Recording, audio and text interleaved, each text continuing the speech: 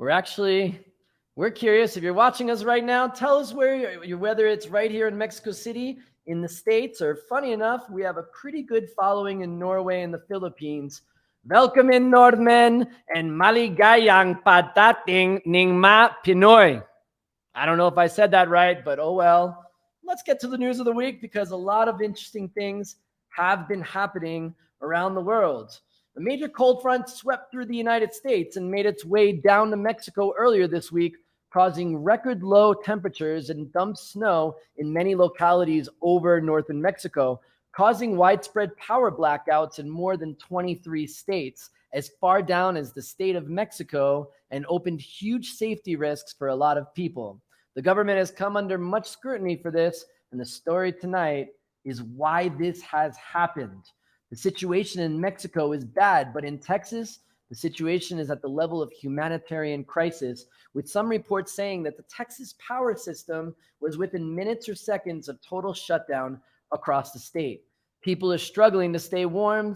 Millions have been without power since Monday, and the state is still seeing freezing temperatures and snow. There are many reasons for this. First, Texas decided not to connect their power to other states, so they would not have the answer to federal regulations. There has been no way in this crisis for other states' power grids to help Texas recover. Second, they deregulated this energy sector in the 1990s, meaning they took it out of government control and gave it to private industry. Because these industries want to be profitable, they have failed to do any preventative maintenance and plan for these types of emergencies. Not smart in this era of climate change.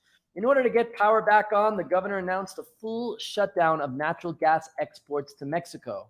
Why is that a problem? Because more than 60% of Mexico's electricity is generated by natural gas imported from Texas. Yes, 60%. And although Mexico has reserves for this type of issue, the government did not act quickly enough to use it, which is why grandma in a town of over 1,200 kilometers away from the U.S. border may have not been able to watch the most recent episode of Fuego Ardiente, and may not know if Gabriel finds his missing brother and if his partners and friends, the Ferrers, were the ones that kidnapped him. All joking aside, it's more serious than that. But it is fair that Texas Governor Greg Abbott decides to shut the gas in his state to let Mexico suffer. And I'm sorry, but that's fucked up. And that's why we deserve the name Pinche Gringo. So if another American gets offended like, Pinche Gringo, that's so offensive, this is why. The Mexican government should press this issue and find other reliable sources of its gas production.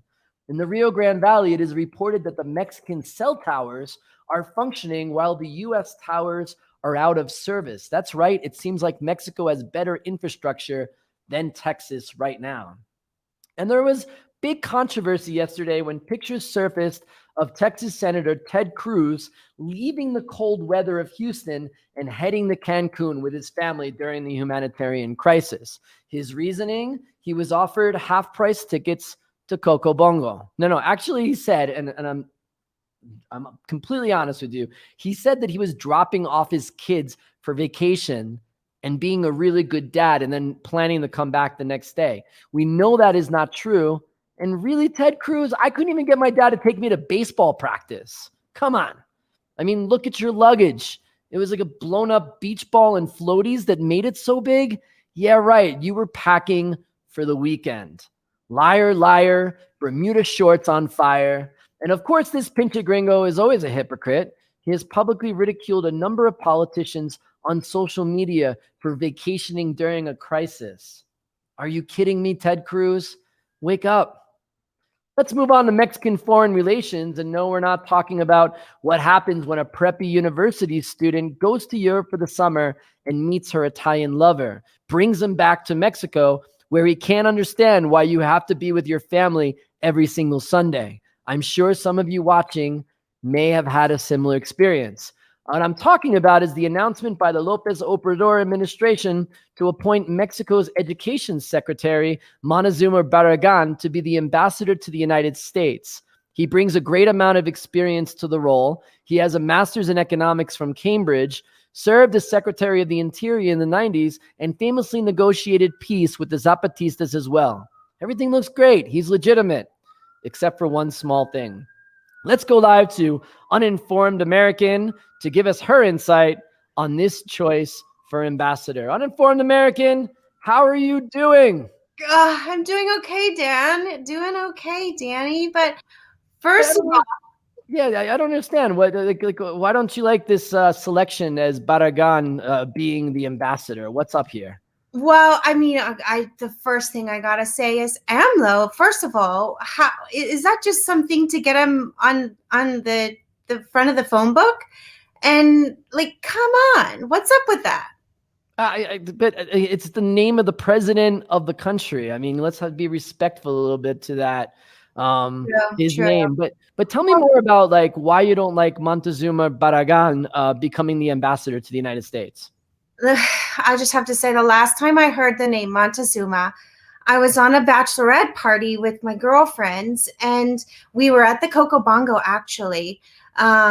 So there's that story. But one minute I was dancing with this guy, and then the next minute I felt like, oh my gosh, I've got to go to the bathroom. And everyone kept saying, Montezuma, Montezuma, you must have Montezuma. And I was like, no way, can't be that. And I just feel like, why would they want to name Montezuma Barragan? Like, I don't get it. Uninformed American, that's his name, that he was given with. But why do you think that he cannot be a good ambassador to the United States?